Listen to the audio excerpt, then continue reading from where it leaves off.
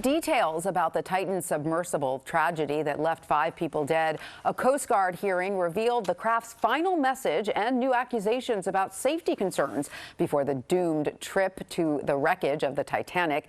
This as we're getting a first look at a new photo of the submersible at the bottom of the ocean. Here's ABC's Gio Benitez.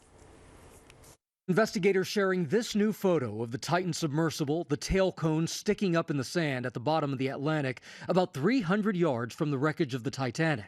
Did you feel a sense of urgency or being rushed to get to operationals, to start operations? Was there pressure? Oh, 100%. A Coast Guard hearing now revealing haunting new details about the doomed vessel that catastrophically imploded in the Atlantic last summer, killing all 5 people on board and sparking a search and recovery mission that captivated the world. As investigators try to piece together what went wrong, we're learning that the crew was in touch with their support ship, the Polar Prince, via text message, one of the last messages to the surface from 2 miles down. All good here. Half an hour later, this dropped 2 weights, potentially indicating a crisis on board. Dropping the weights may have been a last-ditch effort to bring the Titan back to the surface. Former employees testifying about concerns before that tragic dive. Among them, OceanGate's former engineering director, Tony Nissen, who says he was kept in the dark and didn't originally know that their mission was to reach the Titanic. And why did you depart the company? Got fired. When did you get fired?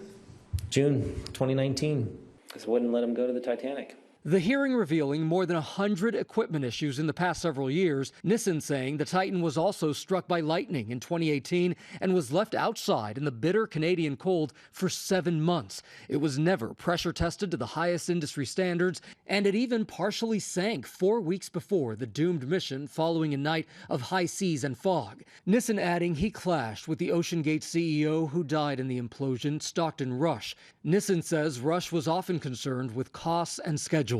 Stockton's and my relationship started to turn sour as everything was built. He wanted me to be the pilot that runs the Titanic missions, and I told him I'm not getting in it.